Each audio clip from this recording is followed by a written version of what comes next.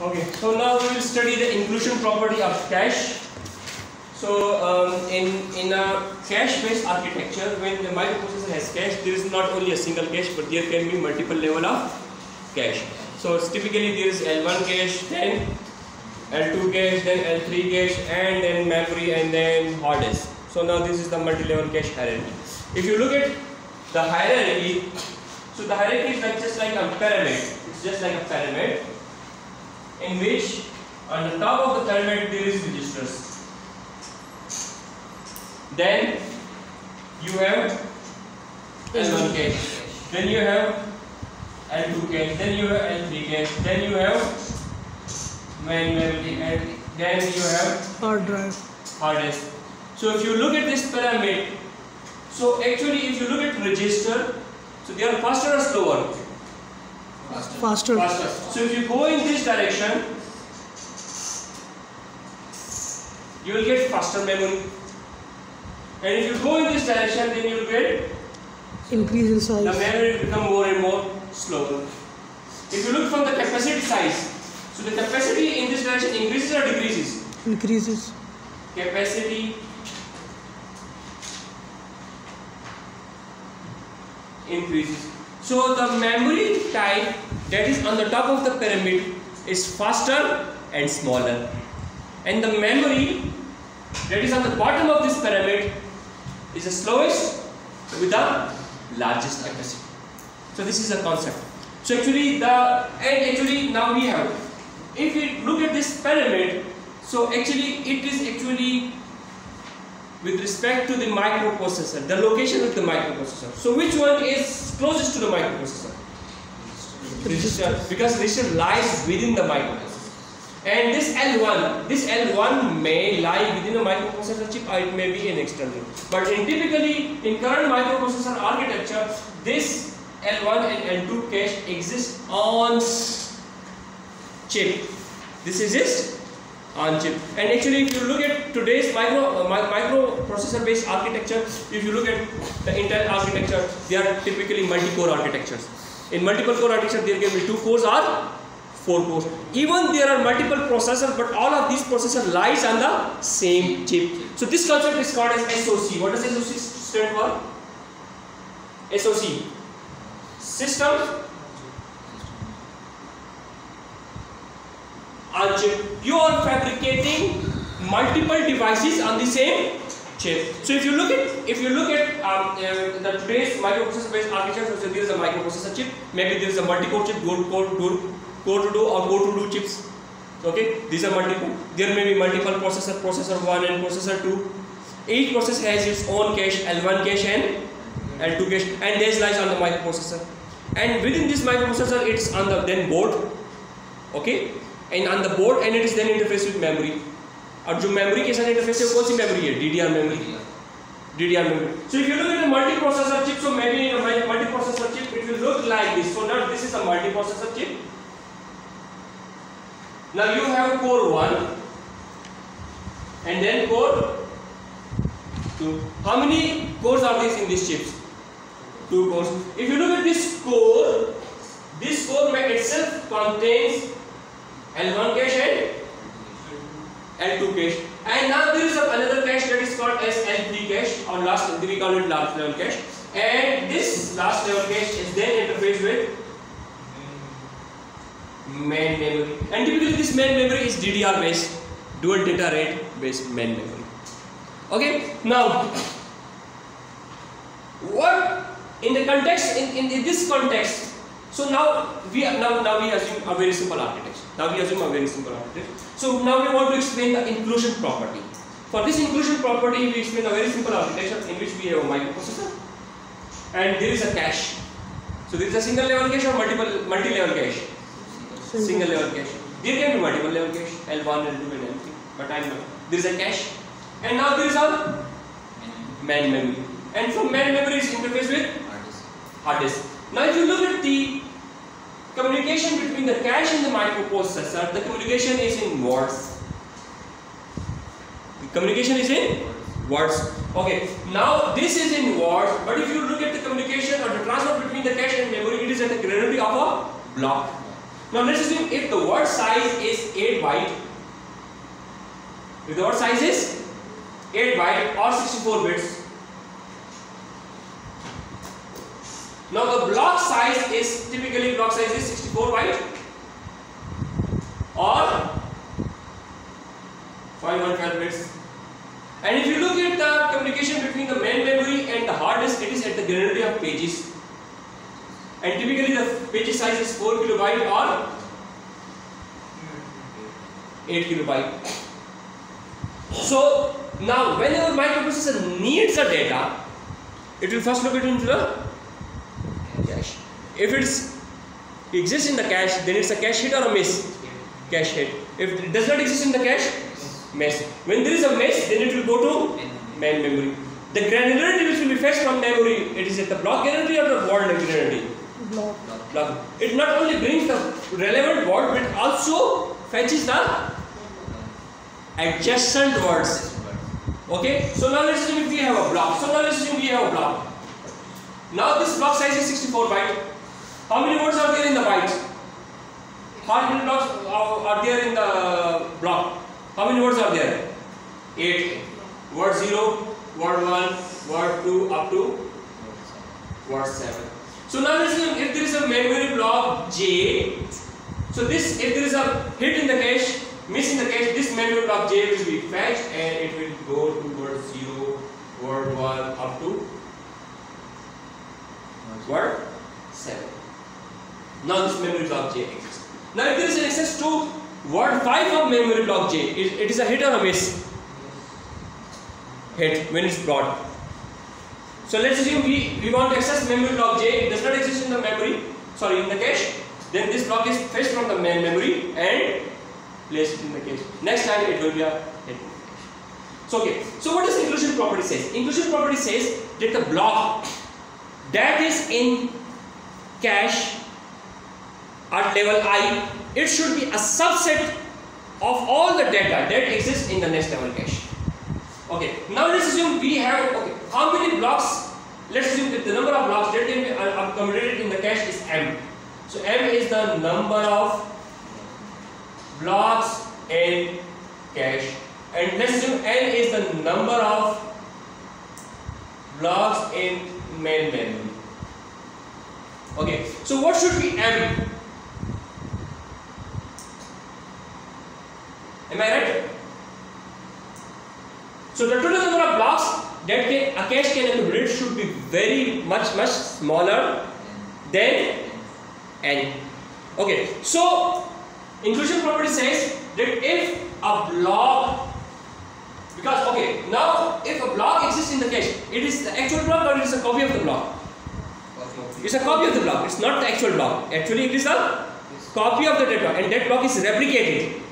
Okay, this is a copy of the block. So if it says that if a block is in cache, it must exist in main memory. It must exist in memory. And if a block exists in main memory, it must exist in hard disk. Maybe it's not necessary that both of them should be in updated case. Maybe it's possible that, let's assume, if you bring some block from main memory to cache, now it's in the cache, and there is a hit in the cache, and then that hit is a write hit. So what should we do now? If there is a write hit, so it will be updated in the cache, but the main memory will not be updated. So but at least a copy of that data should be in the cache. Okay, when inclusion property will be broken? When inclusion property will be broken? Yes, but when it will happen? Okay, now let's say if there is a mess, let's say you have this main memory. There is a mess. You bring that block, and now it is in the cache. When this inclusion property will be broken? No. Inclusion property does not mean update. It does not change. Does not consider the updation. Okay, maybe this block is the old copy, and this one is the new copy. Update is not a matter. Inclusion property says that if this block is evicted from the main memory. It's not existing in memory, but it exists in the cache. When it will happen? That block got deleted or something. That's a big problem. That's a big point. When it will happen? कि वो HD ने main memory में replace किए हो. Yes, when that block. Okay, if you look at the page, the main memory. If you look at the page, the blocks that will be replaced from the main memory consist of pages. So can we write it like this? Now in the hard disk we have some page. Let's say this is page K. This page K consists of main memory block 0, main memory block 1, and up to main memory block J. And let's assume these are many memory blocks. Okay, now let's assume if the main memory becomes full and we want to bring some new page into the main memory. So this old page will be replaced. When that old page will be replaced, but a copy of that block exists in the cache. Okay, when it will happen? When the block is replaced from main memory or from the higher level, however, it is not replaced from the cache. When it will happen? It's the case when the block is much highly reused in the cache and low reused in the main memory. If you look at the cache replacement policy, if you remember the cache replacement policy, which block will be evicted? Which replacement policy did we study?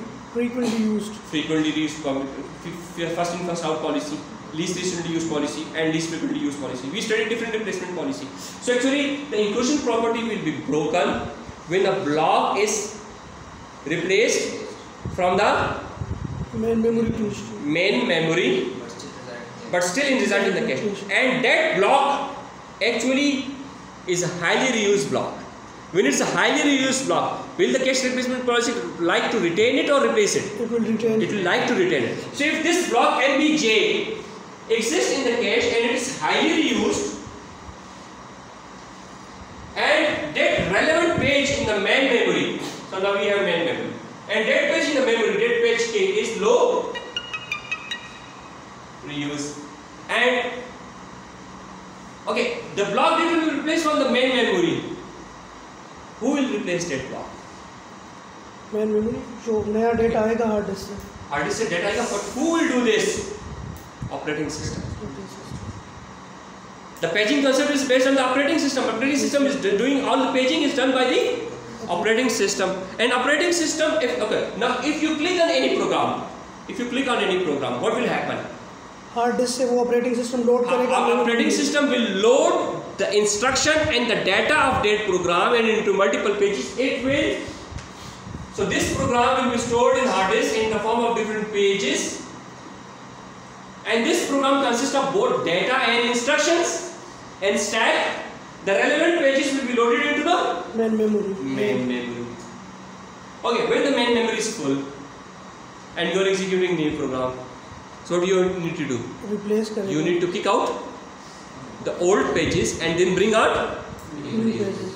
Now if that program is running in a microprocessor and that program is very highly used, one program is highly used, and if that block is highly reused in cache but low reused in memory. But okay, now the inclusion property is broken now. The inclusion property is now broken. How you can enforce the inclusion property? If I want to enforce the inclusion property, what should I do? Cache के ऊपर भी नज़र रखना चाहिए कि अगर कोई यहाँ पे ज़्यादा रीयूज हो रहा है मेन तो मेमोरी में जो रिप्लेस हो रहा है वो कैशे में भी हो. No. What should we do? That when a block that is replaced from the main memory, we should also evict that block from the cache. अगर बेशक वो बहुत ज़्यादा यूज भी हो. Even if it's not. So actually then there can be a main memory and a cache. So if you want to enforce inclusion property, then inclusion property says that if a block that is replaced from the higher level of memory, it should be also replaced from the lower level. And the situation will become more complex. The situation will become more complex when there are multiple level of cache. Okay, now this is a very simple hierarchy. When we have L1 cache, now the implication will become main memory will become more complex when when it will be like this. Now let's assume if you have an L1 cache, then you have an L2 cache, and then you have an L3 cache, and then you have a main memory. Now if you evict some block from this level cache, if some block is evicted from this level cache and it's still highly reused in this cache, so what should we do? When it's replaced, then it should also replace date block. It should also evict date block.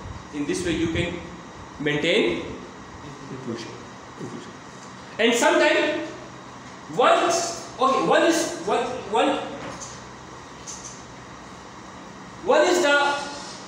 problem. One is this. Like let's assume if we evact this block MBJ and then L1 is highly reused. Why it is low reuse in L3 and why it is high reuse in L1? Can anybody give me some justification?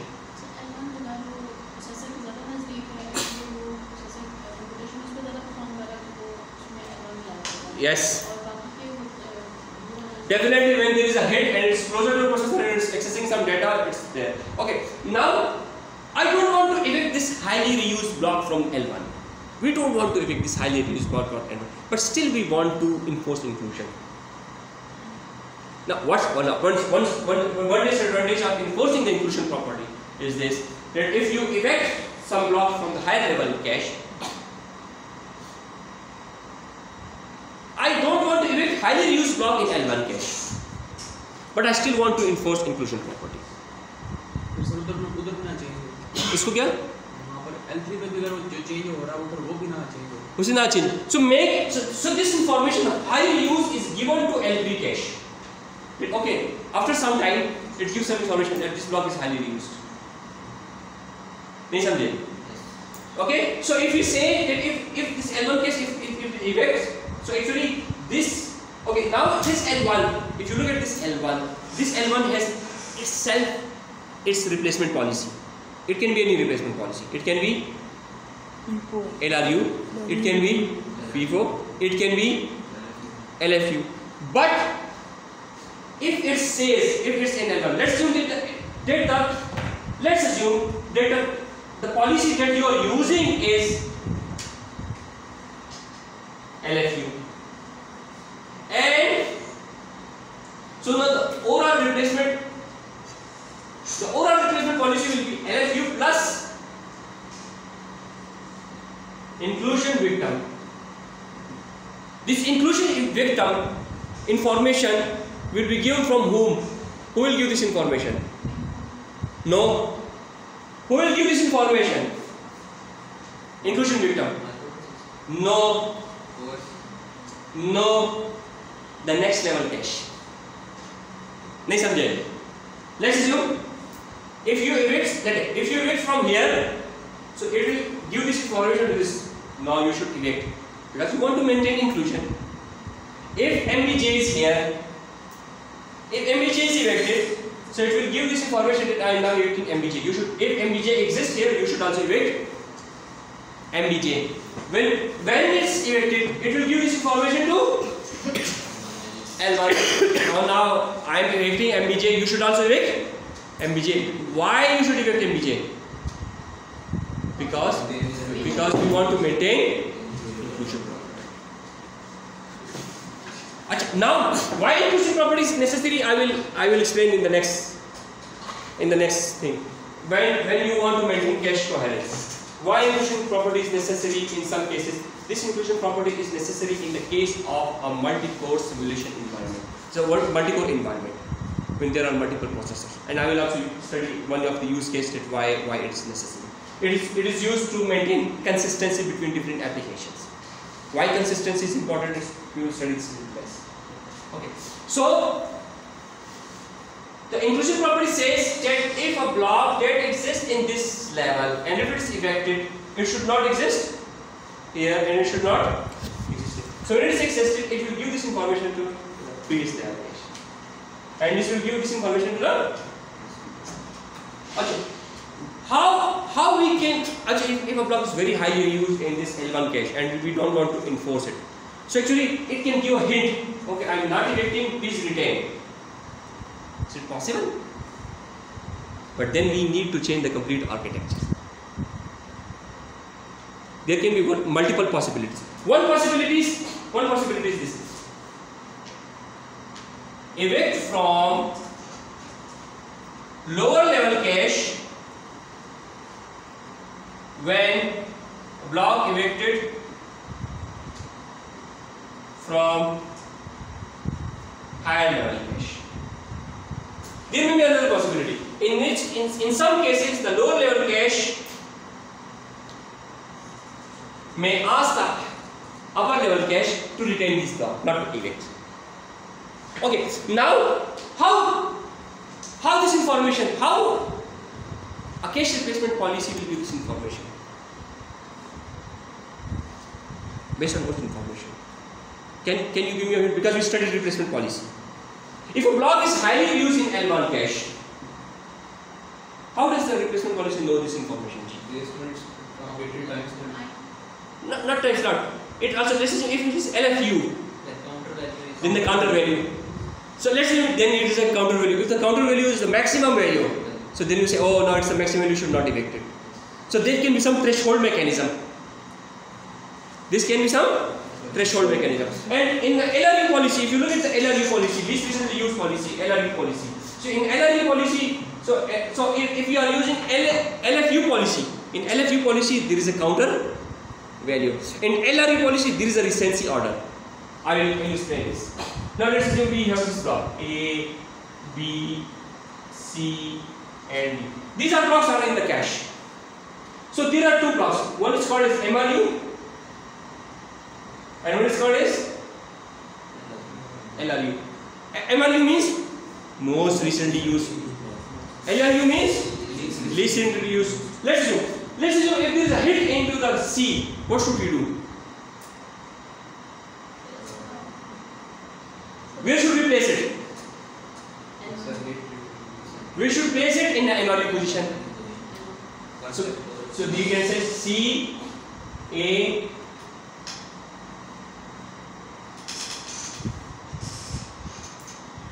okay?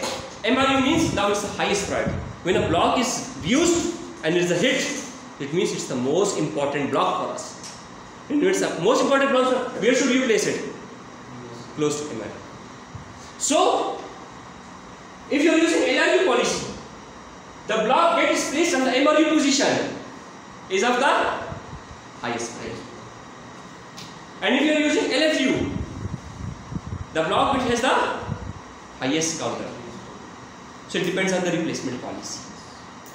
So there are two types of replacement policy. One is because of the replacement policy, LFU, LRU or FIFO, and one is because of the victim, how it's decided that the block should be replaced. If it is called as inclusion victim. There are two types of victims. One is called as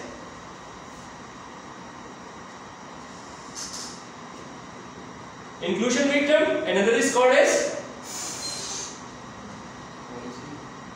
replacement victim. Okay, the replacement victim is within the cache or across the cache? Within the cache. And inclusion victim is across the cache. Because the block is highly reused, but who will give this information? From the next level cache. And that's the higher level cache. So now these are the things that we need to consider. These are things that we need to consider. So now we have studied the inclusion property. And now we have studied different mechanisms how inclusion properties can be enforced. We also studied the scenarios in which inclusion property is broken. Okay, so the inclusion property is broken when a block is evicted from the higher level cache, but it exists in the lower level cache. How we can enforce the inclusion property? We can enforce the inclusion property when a block is evicted from the higher level cache. It is evicted from all the lower level cache. Okay, agreed? Okay, now why it is important? The basic problem that exists with a cache is the cache coherence problem. The cache coherence problem. Now what is the cache coherence problem? Can anybody explain it?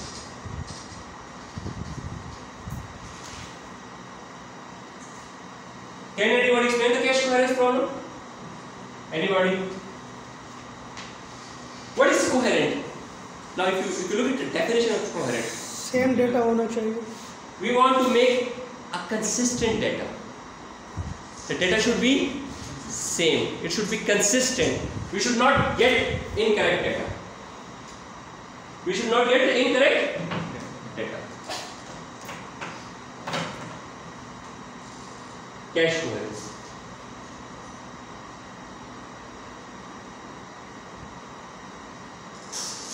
To explain cache coherence, I will explain a scenario. Now I will explain a scenario. Now let's assume we are assuming a scenario in which we are using two microprocessors. Microprocessor 1 and microprocessor 2. We have two microprocessors. Microprocessor 1 and microprocessor 2. And which cache are you using? Microprocessor 1, 2. L1 and L2 and L1 and L2. And now we have a last level cache. Now we have a last level cache. Now and we also have a okay. Okay. Now if you look at this task graph, can you look at the task graph T1, T2 and T3? Task graph. These are different tasks, different applications. This is let's assume application 1, application 2 and application 3. If you look at this application, task graph, so it means that T1 and T2 are independent tasks. T1 and T2 are independent tasks. And T3 is now dependent on T1 and T2. So if we have multi-core scenario, so what's our objective? Our objective is to assign multiple independent tasks on different cores. Multiple independent tasks on different cores. So maybe why we assign independent tasks on different cores? They can be executed in parallel. They can be executed in parallel. So it means that now we have, if we assign this task T1 to microprocessor 1 and T2 to microprocessor 2, so they can run in parallel. Okay, now let's assume that the task T2 is finished. The task T2 is finished. So when it's finished, so we need to run task T3. So T3 can only start when T1 and T2 are both finished at the same time. So now let's assume a scenario that this task T1 is assigned to microprocessor 1.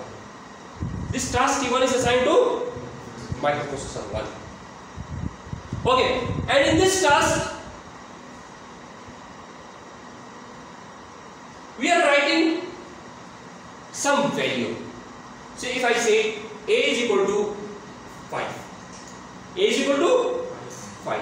And in task T3 I am reading the value of 5. C is equal to A plus B. So which value should get? What should be the value of A in task T3? 5. Now if there is a variable A, so this variable A will belong to some memory block. Am I right or not? So now let's assume this variable A, let's assume this variable A is stored in main memory in some main memory block J. So main memory block J, if you look at main memory block J, main memory block J consists of different words. Remember, let's assume this is word 0, word 1, word 2, word 3, word 4, word 5, word 6 and word 7. Let's assume this block A is present in this word 3. Okay, so initially this task T1 is assigned to which microprocessor? L1. Okay, so if this is L1, so can we write it like this? Can we write an instruction move A hash 5? Am I right? Move A hash 5. Okay, now move A hash 5. Now we want to write the contents of variable A. Where this variable is stored? Where this variable is stored?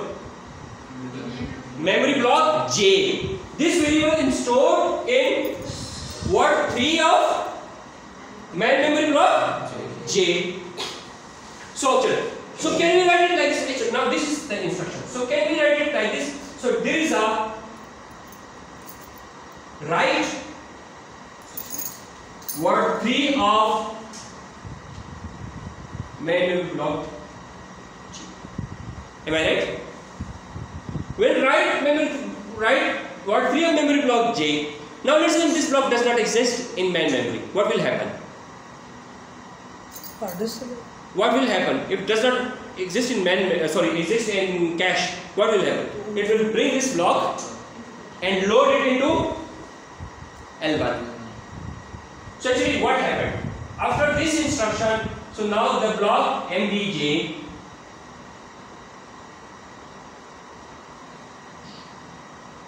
okay?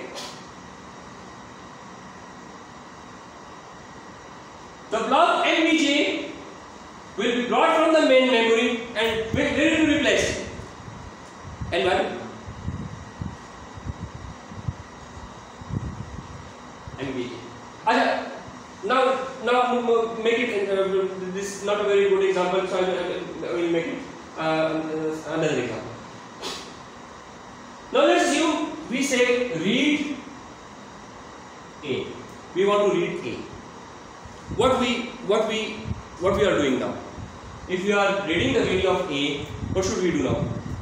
Bring the block from main memory and put it into the cache. Am I right?